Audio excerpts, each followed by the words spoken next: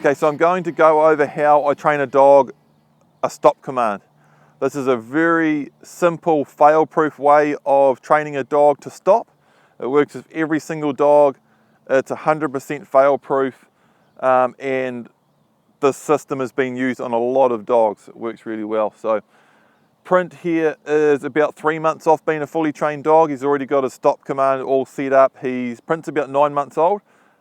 He's already got this set up, so I'm not going to be able to show you how I actually initially force the dog to stop or anything like that, but I'll be able to run through the whole procedure and explain it completely with him anyway. So Print's just on a stop there.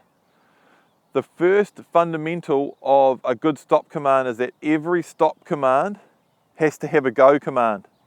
So anytime you tell a dog to stop, it's not to move until you give it a go command. That's hugely important. Otherwise, stop just means stop until you feel like getting up and going somewhere. So you haven't really got anything. Stop has to mean stop until told to go. So that's hugely important. So I've got Print on a stop here. I'm going to give him his go command. I'm going to get him moving and take you through how I train a stop command. So that double peeps my go command. So with an untrained dog that doesn't have a stop command on it, I walk along like this with the dog in front and I say sit, and I stand on the long line half a second later.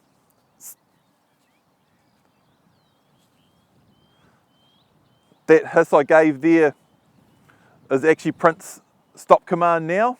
I initially train it with the word sit, and then I use the hiss. So when I'm beginning to train this, I would just use a nice loud verbal command of sit. Because Print is going to be a deer dog, a big game indicating dog, I'm training him with nice quiet hunting commands. So I've whittled sit. I've taken sit from the loud word sit to sit to sit to sit, and now we'll just stop to a hiss.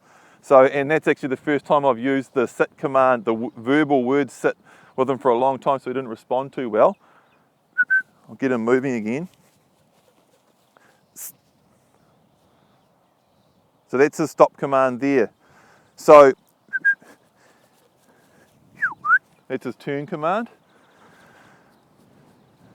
So what we do is have the dog moving in front of us, give our stop command, and we stand on the long line half a second later. So even a dog that has no stop command whatsoever, every time it hears that sound, I start off with the word sit.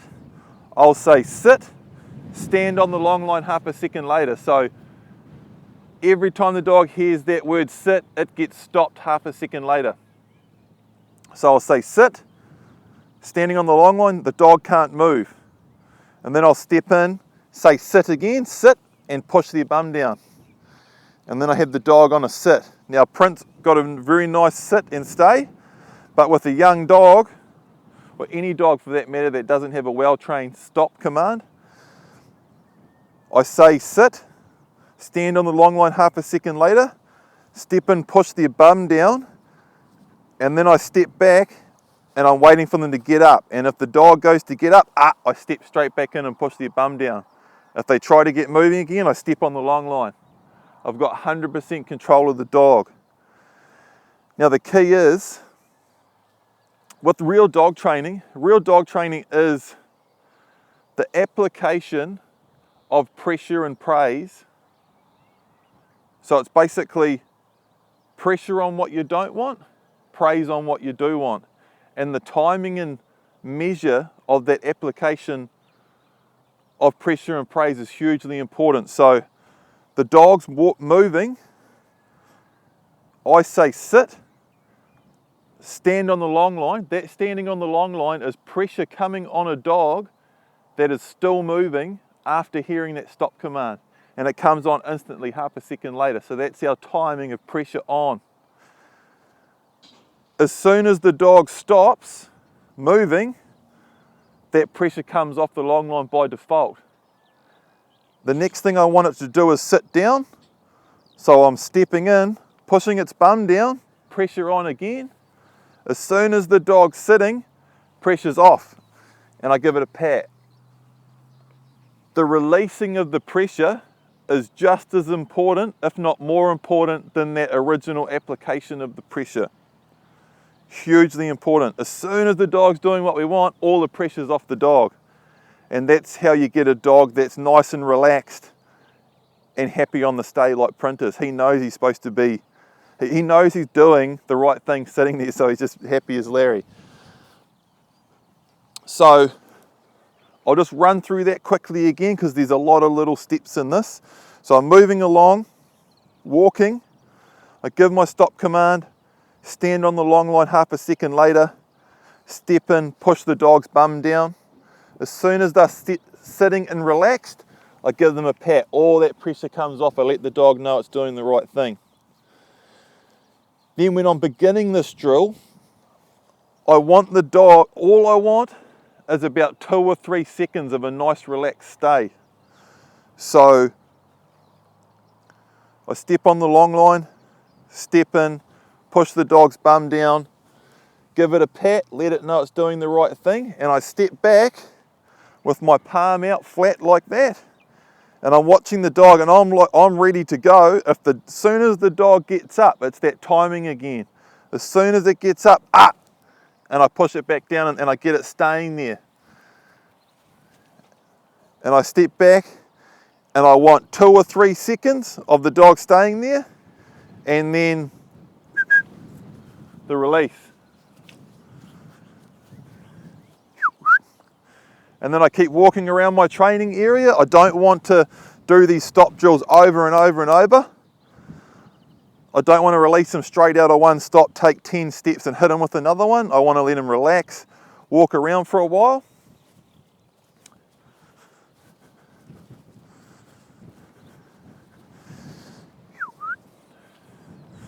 I set up my big game indicating dogs all walking in front because they lead me to the game and they can't do that from behind. I'm just walking backwards and forwards here. I'm just walking backwards and forwards to stay in front of the camera. Usually we walk around a really big area. And then once the dog's relaxed again, you've been walking for a couple of minutes, do another drill. Sit. Stand on the long line half a second later. If the dog doesn't sit down on its own, I step in and push its bum down. As soon as it's sitting and doing the right thing and relaxed, I give it a pat. Let it know it's doing the right thing. Step back, watching it. If it tries to get up, stand on the long line, push it back down. And then as soon as it's waited nicely for a couple of seconds, then I can actually step back in, give it praise for waiting, but I never release straight off the praise. It's hugely important. Praise is only ever just praise. It can't become a release. It's really easy to get in the habit of asking a dog to do something, like sit, and then it sits, and you step in, say, good dog, and release. And then you get in a pattern of that. Ask it to do something, step in, give it a pat, release. Ask it to do something, step in, give it a pat, release. And eventually, every time you step in and pat it, it starts releasing, it starts getting up. So praise starts to exonerate the dog from any responsibility that it currently has. So it's really important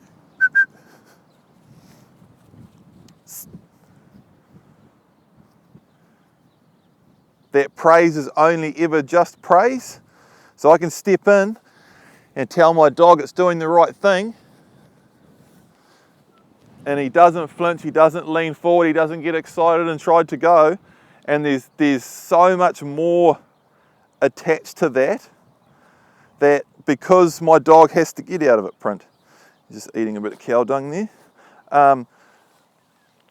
Because my dog knows that praise isn't a release, he'll always sit nice and calmly when he's inside and I'm giving him a pat.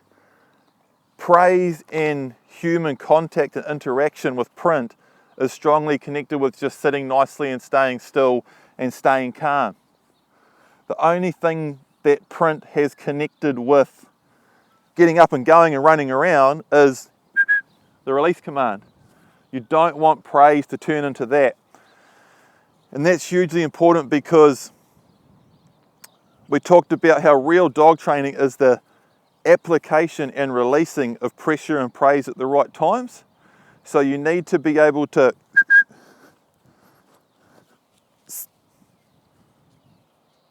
say good boy and let him know he's doing the right thing without him getting up and releasing. Otherwise you can't praise your dog at those key moments when you really need to.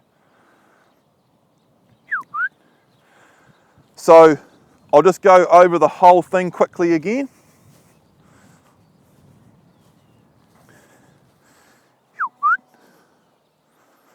So there's a few steps in it. The dog's moving in front of you. Sit, stand on the long line. That stops the dog moving forward. Step in, push the dog's bum down, get it to stay there. As soon as it's sitting nice and relaxed, all the pressure comes off, your body language relaxes.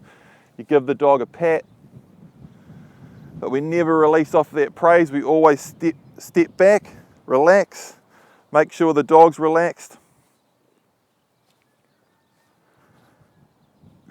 And then release.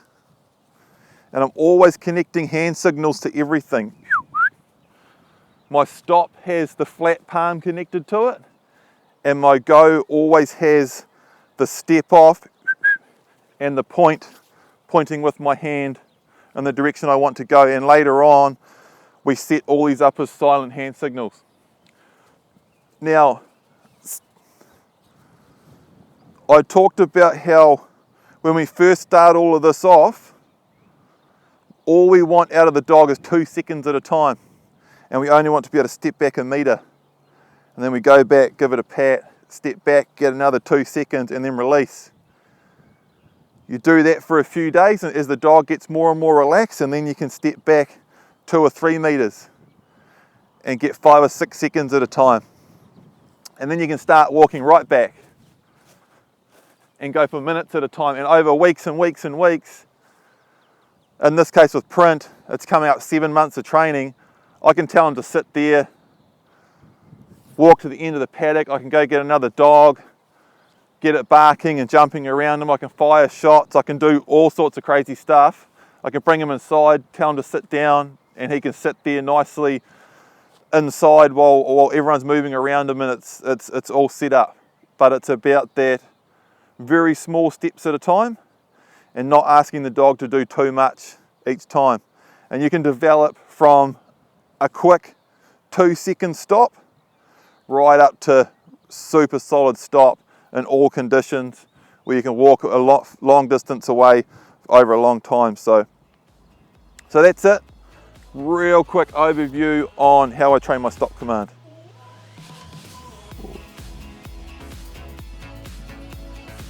I hope you found it useful. Hope you can use it with your dog.